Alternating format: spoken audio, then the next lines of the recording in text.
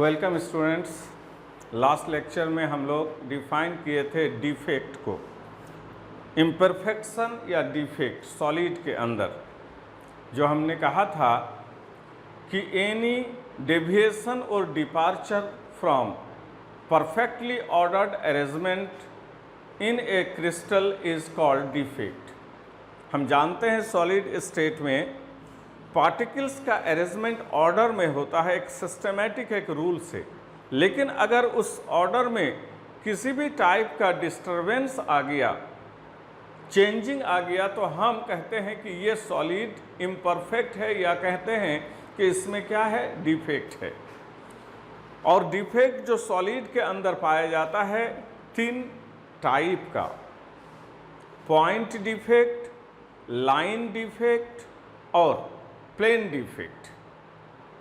इन तीनों में सबसे कॉमन टाइप का डिफेक्ट है पॉइंट डिफेक्ट, और इसी को हम लोगों के चैप्टर में यहाँ पर मेंशन किया गया है, उसी पर बात करेंगे हम लोग, पॉइंट डिफेक्ट पर। एक चीज़ और जो हमने बताया था, फिर से एक बार बताते हैं कि जब भी कोई क्रिस्टल बनने लगता है, सॉलिड फॉर्म बनने लगता है, तो पार्टिकल्स जब अरेंज हो जाते हैं तो उस अरेंजमेंट में ये डिफेक्ट क्रिएट होते हैं।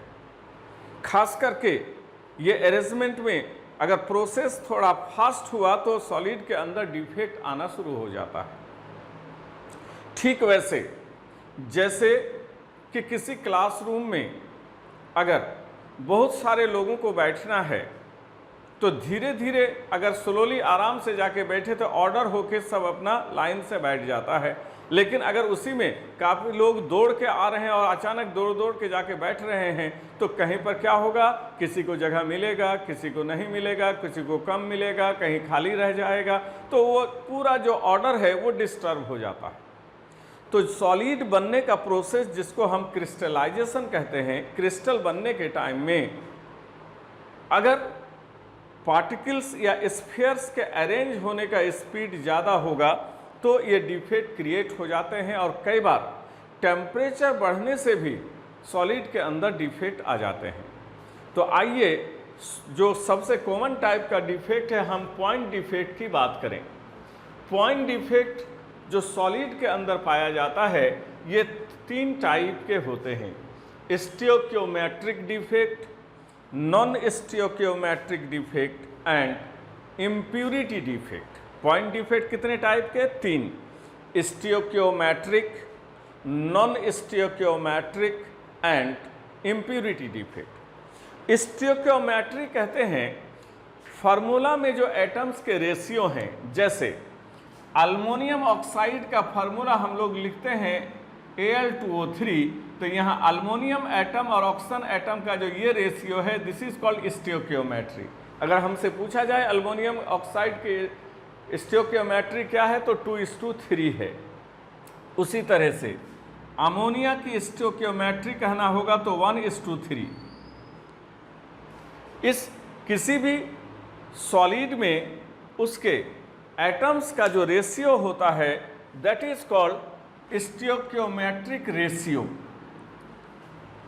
तो स्टियोक्योमेट्रिक डिफेक्ट, नॉन स्टियोक्योमेट्रिक डिफेक्ट और इम्प्यूरिटी डिफेक्ट, सॉलिड के अंदर जनरली ये तीन टाइप के डिफेक्ट पाए जाते हैं। अब स्टियोक्योमेट्रिक डिफेक्ट क्या है उसको हम लिखाएंगे, लेकिन पहले आप समझ लीजिए।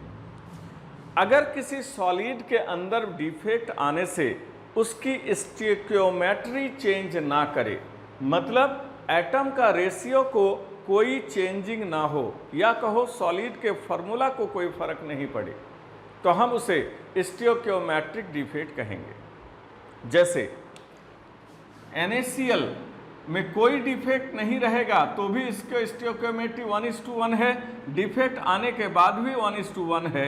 तो डिफेक्ट आने से एटम के रेशियो में कोई चेंजिंग नहीं आया, तो जो भी डिफेक्ट इसके अंदर है वो स्टियोक्योमेट्रिक डिफेक्ट कहलाएगा। लेकिन वहीं पर आयरन ऑक्साइड की स्टियोक्योमेट्री होती है 1:1, लेकिन डिफेक्ट आने से ये फार्मूला बन जाता है 0.950, मतलब स्टियोक्योमेट्री 0.95:1। ये रेशियो चेंज होने लगा, फार्मूला पर असर पड़ने लगा, तो ये स्टियोक्योमेट्रिक डिफेक्ट कहलाएगा। Non stoichiometric defect. तो स्टोइकियोमेट्रिक डिफेक्ट क्या है? वैसे डिफेक्ट जिससे सॉलिड की स्टोइकियोमेट्री कहिए या सॉलिड का फार्मूला कहिए या सॉलिड में एटम का रेशियो है उसको चेंज ना हो तो उसे हम स्टोइकियोमेट्रिक डिफेक्ट कहेंगे। और नॉन स्टोइकियोमेट्रिक डिफेक्ट में सॉलिड की स्टोइकियोमेट्री चेंज करेगी, मतलब उसका फार्मूला में जो एटम के रेशियो हैं उस पर असर पड़ेगा, वो नॉन स्टोइकियोमेट्रिक डिफेक्ट। और इम्प्यूरिटी डिफेक्ट में सॉलिड के अंदर कुछ इम्प्यूरिटी ऑलरेडी प्रेजेंट हो या उसमें इम्प्यूरिटी मिला दिया जाए तो सॉलिड के अंदर जो डिफेक्ट क्रिएट होगा वो इम्प्यूरिटी डिफेक्ट कहलाता है। अब स्टोइकियोमेट्रिक डिफेक्ट को फर्दर ये इतने टाइप में बांटा गया है: vacancy defect, interstitial defect, Schottky defect and Frenkel defect. Vacancy defect, interstitial defect, Schottky defect and Frenkel defect. इसमें ये जो वैकेंसी डिफेक्ट है और इंटरस्टिशियल डिफेक्ट ये नॉन आयोनिक सॉलिड में पाए जाते हैं, जबकि ये दोनों आयोनिक सॉलिड में पाया जाता है। वैसे अगर इसका कॉन्सेप्ट देखेंगे तो वैकेंसी डिफेक्ट और स्कॉटकी डिफेक्ट काफ़ी मिलता जुलता दिखेगा। इंटरस्टिशियल डिफेक्ट और फ्रैंकल डिफेक्ट भी काफ़ी मैच करता है, लेकिन सच्चाई ये है कि ये एक जैसा लगता हो लेकिन फंडामेंटल डिफरेंस है कि ये दोनों डिफेक्ट जो है पाया जाता है these two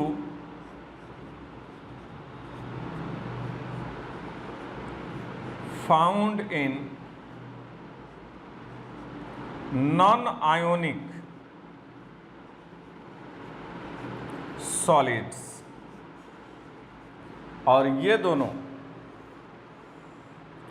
found in ionic solids।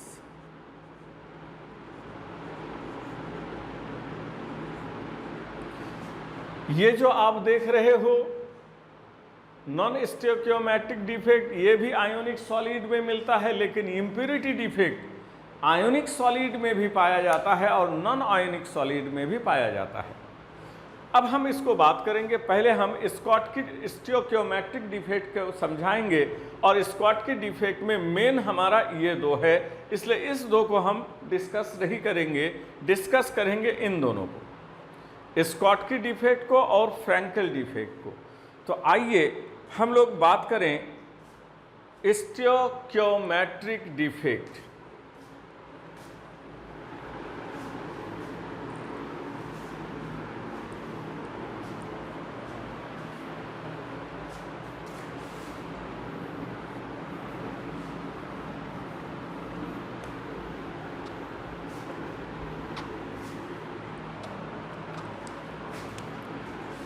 In this defect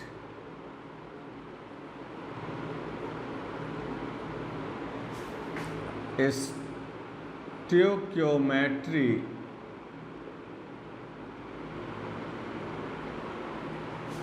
of solid does not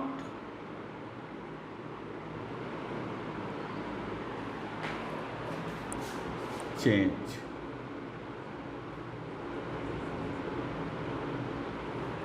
solid की स्टोइकियोमेट्री चेंज नहीं करती। स्टोइकियोमेट्री हमने आपको समझाया, स्टोइकियोमेट्री से मतलब सॉलिड का जो फार्मूला है वो चेंज नहीं करेगा, या ज़्यादा सही है ऐसे कहिए सॉलिड जिन पार्टिस्फीयर से बने हैं, एटम से बने हैं, उनके एटम का रेशियो चेंज नहीं करेगा। और जैसा कि हमने बताया ये 4 टाइप का हमने लिखाया, पहला लिखाया वैकेंसी डिफेक्ट, दूसरा इंटरस्टिशियल डिफेक्ट, तीसरा स्कॉटकी डिफेक्ट और चौथा फ्रैंकल डिफेक्ट। लेकिन जो पहला दो है वैकेंसी डिफेक्ट और इंटरस्टिशियल डिफेक्ट वो नॉन आयोनिक सॉलिड में होता है, और ये स्कॉटकी डिफेक्ट और फ्रैंकल डिफेक्ट ये आयोनिक सॉलिड में यही दो मेन है हम लोगों को, इसलिए इनमें से हम दो ही को यहाँ पर मेंशन करेंगे। टू इम्पॉर्टेंट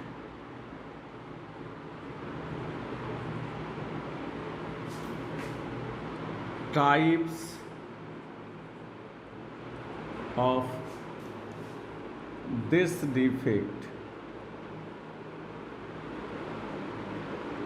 are, एक है स्कॉट की,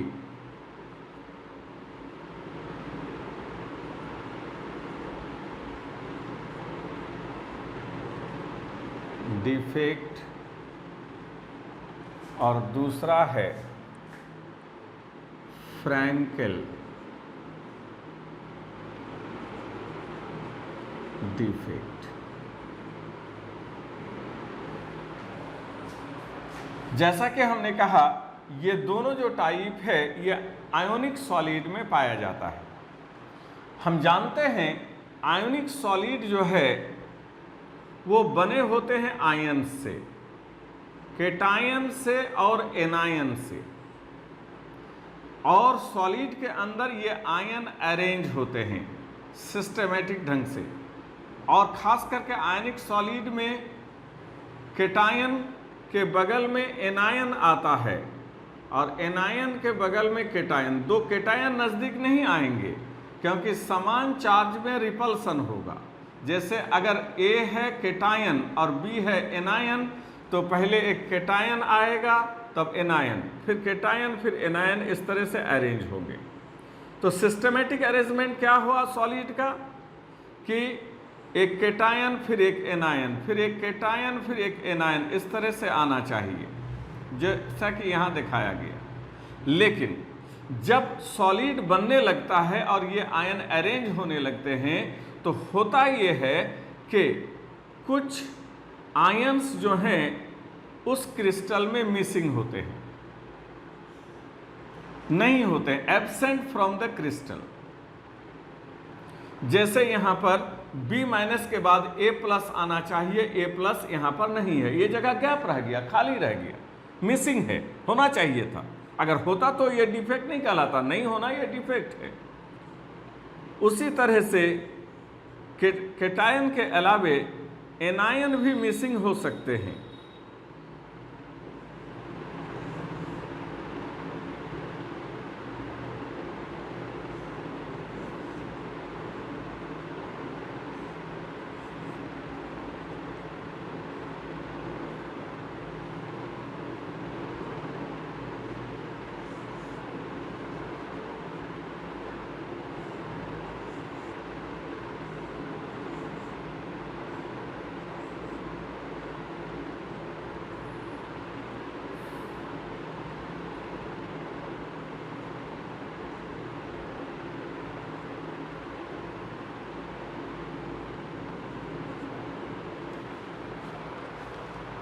ये देखिए यहाँ पर आना चाहिए था A+ जो कि केटायन है, जो यहाँ नहीं है, ये जगह खाली रह गया। उसी तरह यहाँ B- आना चाहिए था। तो स्कॉट की डिफेक्ट में क्या होते हैं, equal number of cations and anions are missing from the crystal. Lattice से मिसिंग होता है, एब्सेंट है, वो जगह खाली रह जाता है। देखो A+ एक एब्सेंट है तो B- भी एक एब्सेंट है। A+ अगर 10 एब्सेंट रहेगा तो ये भी 10 एब्सेंट रहेगा। जितना केटायन मिसिंग होगा उतना ही एनायन भी मिसिंग हो। तो इस तरह के डिफेक्ट को हम स्कॉट की डिफेक्ट कहते हैं, जो आयनिक क्रिस्टल में पाया जाता है। इक्वल नंबर ऑफ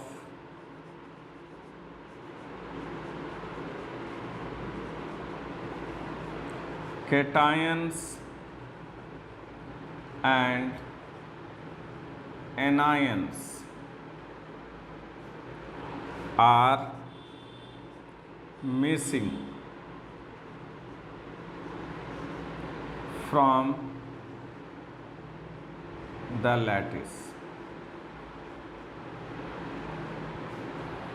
जब किसी आयनिक क्रिस्टल में केटायन एनायन मिसिंग हो लेकिन जितना केटायन मिसिंग है उतना ही एनायन भी मिसिंग हो, तो उस सॉलिड के अंदर पाया जाने वाला ये डिफेक्ट स्कॉटकी डिफेक्ट के नाम से जाना जाता है। लेकिन फ्रैंकेल डिफेक्ट भी आयोनिक सॉलिड में ही है, लेकिन ये फ्रैंकेल डिफेक्ट में लैटिस से कोई आयन मिसिंग नहीं होता, बल्कि लैटिस में जो आयन्स जहाँ होने चाहिए, आप पढ़े भी हैं, स्फीयर जहाँ होगा उसको कहेंगे लैटिस पॉइंट, जहाँ पर स्फीयर रहता है उसको लैटिस पॉइंट। तो आयन जो है अपने लैटिस पॉइंट पर ना रह करके वो इंटरस्टिशियल पोजीशन पर चला जाता है। इंटरस्टिशियल लैटिस पॉइंट जहाँ स्फीयर रहता है उसको लैटिस पॉइंट कहते हैं, लेकिन स्फीयर के बीच में जो गैप्स हैं तो उस गैप को हम कहते हैं इंटरस्टिशियल साइट या वॉइड। जैसे यहाँ A प्लस है, B minus, A plus B minus, B minus, A plus यहाँ होना चाहिए, लेकिन यहाँ ना रह के A प्लस यहाँ चला गया, ये जगह गैप रह गया। B minus, A plus, B minus, A plus B minus, A plus B minus.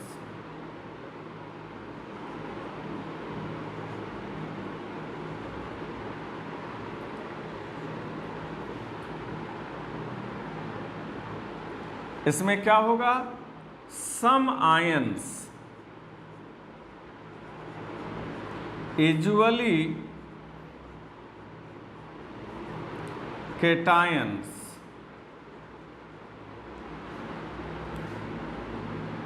occupy interstitial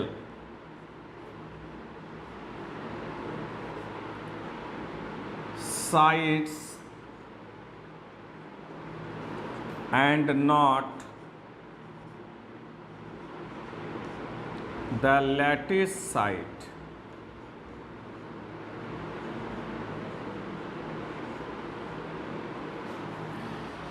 इसमें क्या होगा? Equal number of cations and anions they missing from the lattice, lattice में नहीं है, लेकिन जितना केटायन मिसिंग है उतना ही एनायन भी मिसिंग है। इसमें क्या होगा? कोई केटायन एनायन लैटिस से मिसिंग नहीं है, बल्कि कुछ आयन, और जिसमें अक्सर केटायन, एनायन नहीं केटायन, चूंकि वो छोटा है, कई बार स्लिप करके अपने ओरिजिनल पोजीशन जिसको लैटिस साइट कहते हैं वहाँ ना रह करके बीच में जो खाली जगह है जिसको हम इंटरस्टिशियल साइट कहते हैं वहाँ चला जाता है। ये भी डिफेक्ट है।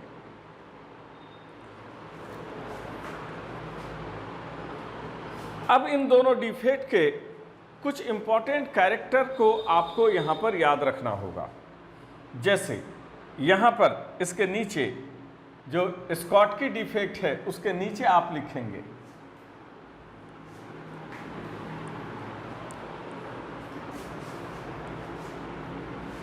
Schottky defect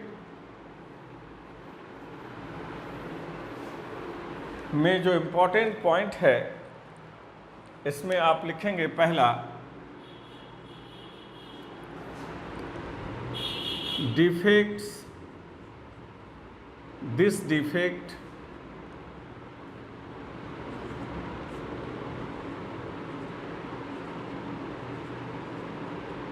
is found in solids, ionic solids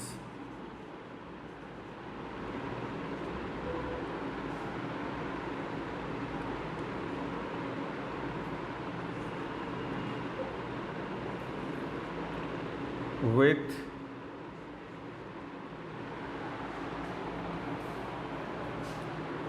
high coordination number,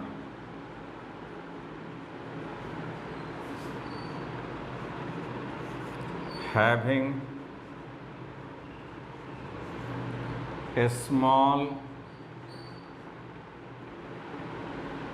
difference in the sizes of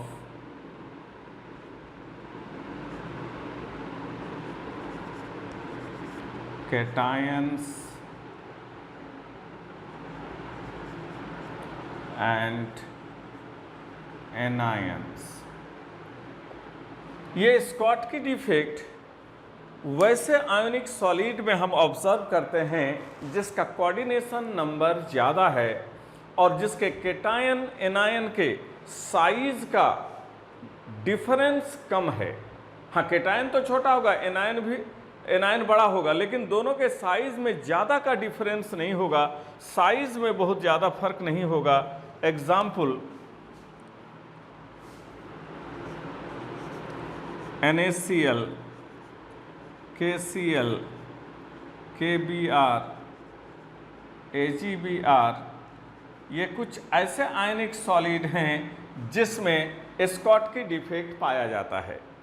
दूसरी बात याद रखना है कि स्कॉट की डिफेक्ट जब सॉलिड में आ जाता है तो ऐसे सॉलिड में चूँकि कुछ आयंस एब्सेंट हैं, मास घट जाने के कारण सॉलिड की डेंसिटी कम पाई जाती है। जैसे हम लोग डेंसिटी निकालने का फार्मूला पढ़े हैं, तो NaCl का डेंसिटी उस फार्मूला से जो निकालेंगे, और जब उस NaCl का डेंसिटी आप एक्चुअली एक्सपेरिमेंट से पता करेंगे तो पता ये चलेगा कि फार्मूला में जितना डेंसिटी का आंसर आया था, रियल में वो डेंसिटी उसका नहीं है, उससे कम है। क्यों कम है? क्योंकि वो NaCl परफेक्ट नहीं है, उसके अंदर डिफेक्ट है, और वो स्कॉट की डिफेक्ट, और स्कॉट की डिफेक्ट डेंसिटी को कम कर देता है।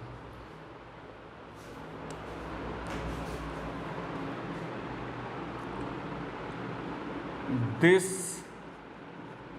defect decreases the density of solid।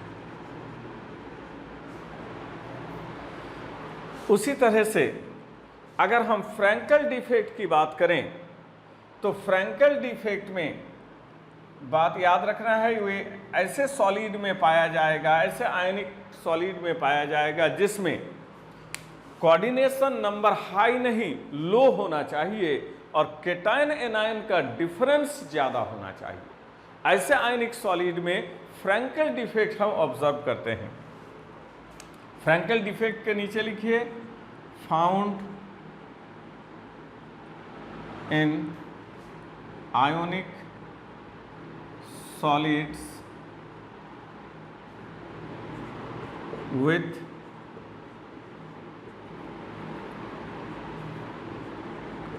low coordination number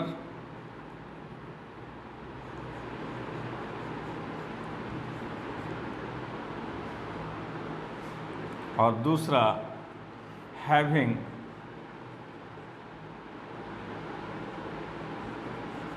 large difference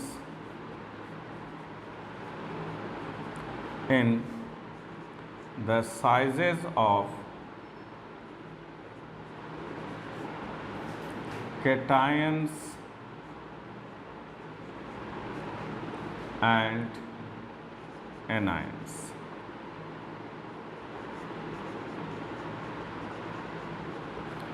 और दूसरी बात कि इस डिफेक्ट की वजह से सॉलिड की डेंसिटी को कोई चेंजिंग या प्रभाव नहीं पड़ता, क्योंकि इसमें कोई आयन मिसिंग नहीं है, वहीं पर है क्रिस्टल के अंदर। ये और बात है, वो अपनी जगह पर नहीं है।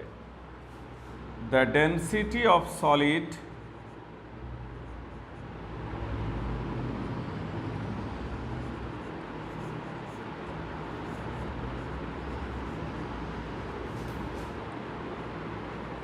does not change।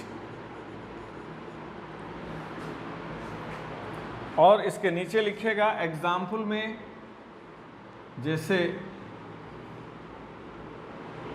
AgBr, AgCl, AgI, ये कुछ ऐसे आयोनिक सॉलिड हैं जिसमें फ्रैंकल डिफेक्ट आपको मिलेगा। और इस तरह से गौर कीजिए, ये सिल्वर ब्रोमाइड स्कॉटकी डिफेक्ट में भी है और सिल्वर ब्रोमाइड में फ्रैंकल डिफेक्ट भी है। तो ये याद रखिएगा, क्वेश्चन में पूछा भी है और आगे भी पूछेगा कि कोई एक आयनिक सॉलिड बताइए जिसमें फ्रैंकल डिफेक्ट और स्कॉटकी डिफेक्ट दोनों है।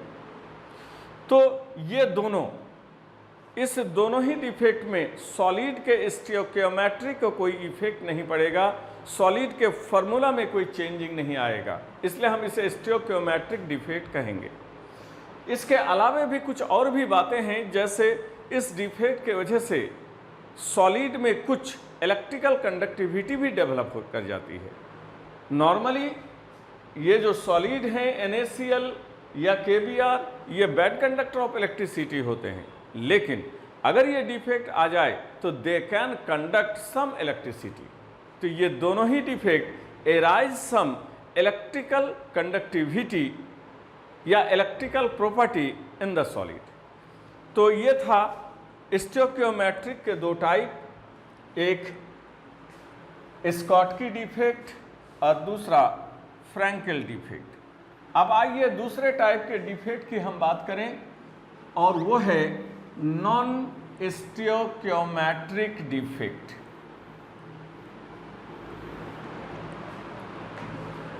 Non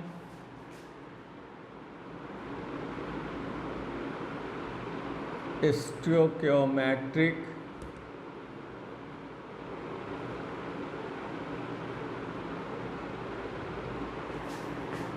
defect.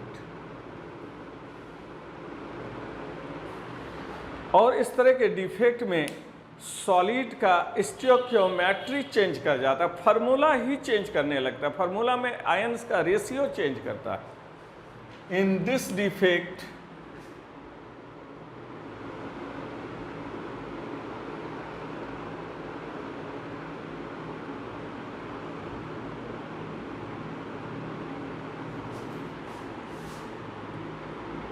Stoichiometry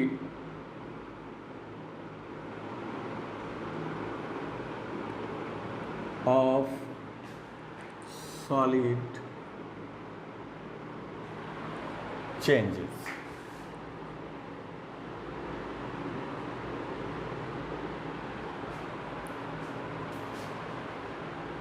It is of two types.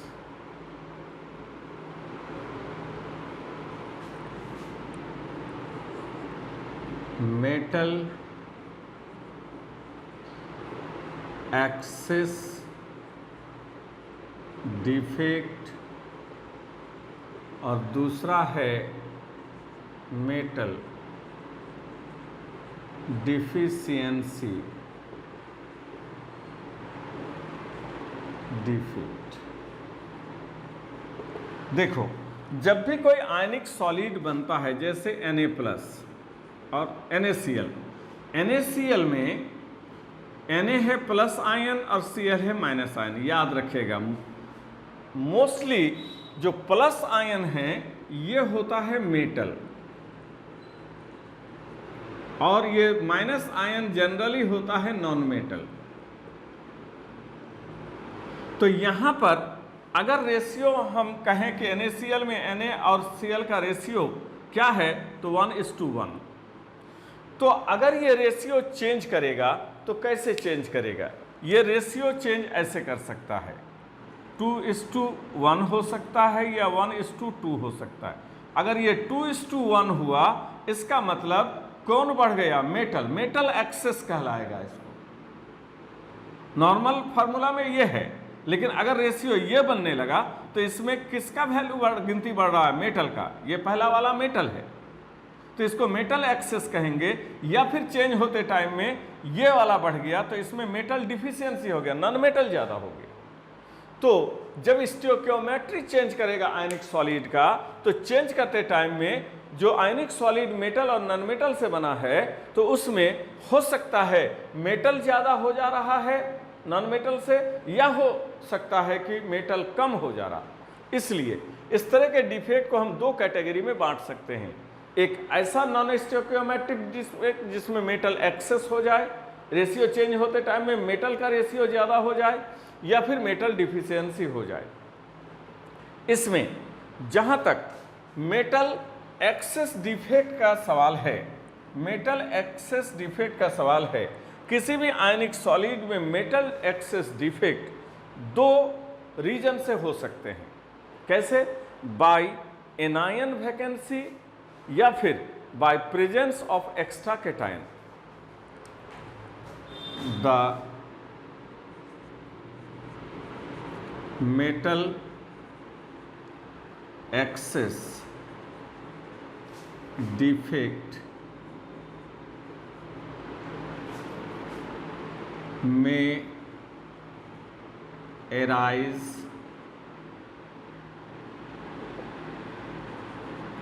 by anion vacancy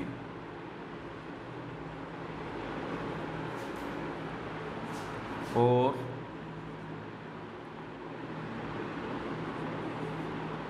presence of extra cation। किसी भी आयनिक सॉलिड में मेटल एक्सेस डिफेक्ट दो तरह से एराइज हो जाता है, या तो एनायन वैकेंसी के वजह से या प्रेजेंस ऑफ एक्स्ट्रा कैटायन के वजह से। मतलब एनायन वैकेंसी मतलब जैसे हमने NaCl की बात अगर हम करें तो Na+Cl-, तो यहाँ पर कुछ आयन खास करके एनायन क्रिस्टल से मिसिंग हो जाए, खाली हो जाए, वो क्रिस्टल को छोड़कर चला जाए, वहाँ कोई एनायन पहुँचा ही नहीं, तो उसे हम एनायन वैकेंसी कहेंगे। यहाँ पर इस तरह से आप देख सकते हो।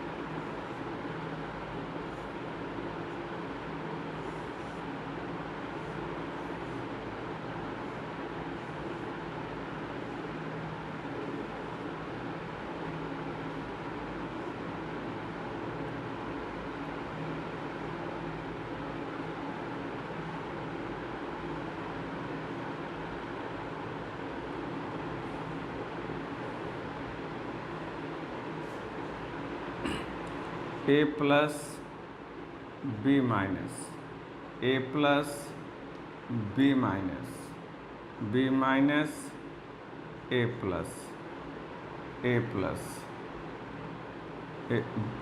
A plus B minus, A plus B minus, B minus A plus, B minus A plus. यहाँ पर देखिए A प्लस के बाद यहाँ B माइनस होना चाहिए, लेकिन यहाँ कोई B माइनस आया ही नहीं, और ये जो जगह खाली रह गया है, ये जगह अब कोई फ्री इलेक्ट्रॉन इस जगह को ले चुका है।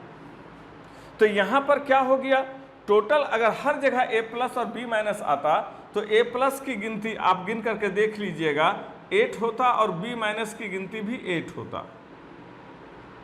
लेकिन अब चूंकि A प्लस यहाँ पर B माइनस नहीं आया है तो A प्लस तो 8 ही है, लेकिन B माइनस कम हो गया है 7।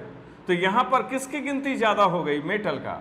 इसको मेटल एक्सेस कहते हैं। ये कैसे हुआ, एनायन वैकेंसी, कुछ एनायन ही लैटिस में पहुँच नहीं पाए और उस जगह पर जहाँ पर वो एनायन होना चाहिए था, this place is occupied by some free electron, और उस पॉइंट को हम कहते हैं एफ सेंटर।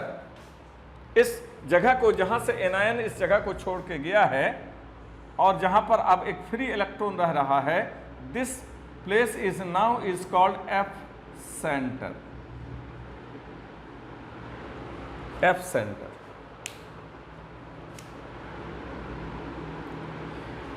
जबकि यहाँ पर एक्स्ट्रा कैटायन वाले केस में क्या होगा कि सॉलिड से कोई भी आयन मिसिंग नहीं होगा,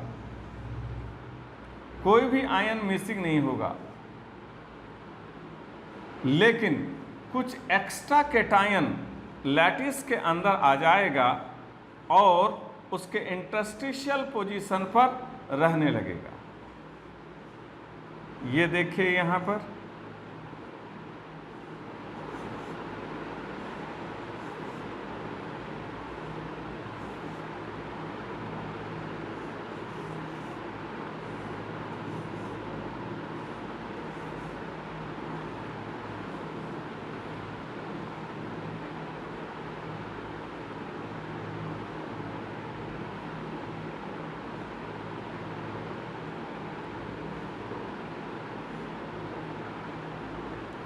A plus B minus, A plus B minus,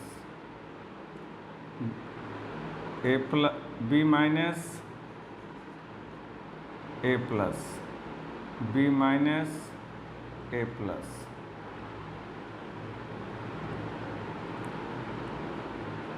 A plus B minus, A plus B minus, B minus A plus, B minus A plus. देखिए जहाँ जो कैटायन एनायन होना चाहिए था सब कुछ है, कोई मिसिंग नहीं है, लेकिन कुछ एक्स्ट्रा कैटायन इसके अंदर जो लैटिस साइट है, खाली जगह है, वहाँ पर चला आया है। तो अगर ये नहीं आता तो इसमें ए प्लस प्लस आयन मेटल होता है और बी माइनस कितने कितने थे, 8 और 8, लेकिन A प्लस आ जाने से ये A प्लस की गिनती 9 हो गई और ये 8 ही रह गया। तो फिर से देखिए प्लस आयन माने मेटल क्या हो गया, एक्सेस। तो ये मेटल एक्सेस क्यों हुआ, क्योंकि एक्स्ट्रा कैटायन इंटरस्टिशियल साइट पर आ गए और कुछ दूसरे इंटरस्टिशियल साइट पर फ्री इलेक्ट्रॉन आ जाते हैं। जितना कैटायन आएगा उतना इलेक्ट्रॉन भी आएगा, क्योंकि formula should be electrically neutral. याद रखिएगा, केमिस्ट्री का फंडामेंटल रूल है कि formula is found to be electrically neutral. इसके लिए इसमें सॉलिड की डेंसिटी घट जाएगी, इसमें सॉलिड का डेंसिटी बढ़ जाएगा। ये दोनों ही मेटल एक्सेस डिफेक्ट कहलाता है। ये ऑब्जर्व होता है बाय एनायन वैकेंसी, जब कोई एनायन लैटिस को छोड़कर चला जाए, और ये ऑब्जर्व करते हैं जब कोई एक्स्ट्रा कैटायन लैटिस के इंटरस्टिशियल साइट पर आ जाए और साथ में कोई इलेक्ट्रॉन भी आ जाए। यहाँ पर जहाँ पर से एनायन एब्सेंट है उस जगह में एक फ्री इलेक्ट्रॉन ऑक्यूपाई कर लेता है और उस प्लेस को, पॉइंट को हम एफ सेंटर कहते हैं, और ये सॉलिड को कलर प्रोवाइड करता है, इसीलिए इसको कलर सेंटर या एफ सेंटर कहते हैं। तो यहाँ पर एनायन वैकेंसी वाले ये जो केस हैं इसमें आप लिख सकते हैं इसके नीचे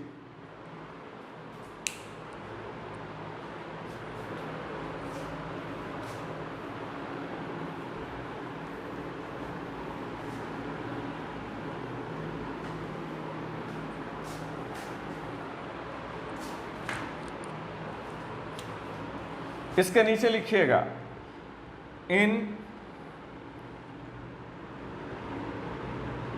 दिस केस, ये वाला एनायन वैकेंसी वाला में, in this case some anions are missing from the lattice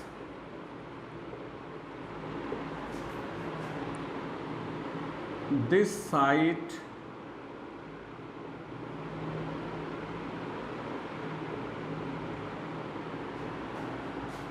is now occupied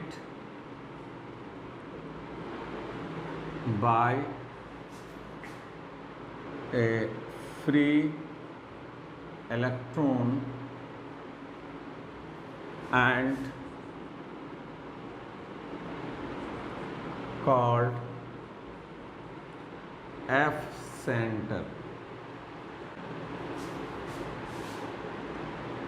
This center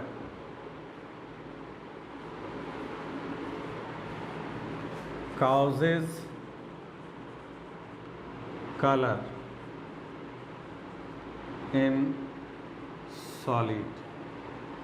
जैसे सोडियम क्लोराइड का येलो कलर होना, पोटासियम क्लोराइड का वायलेट कलर होना, उसके अंदर ये एफ सेंटर जैसे डिफेक्ट होने के कारण होते हैं।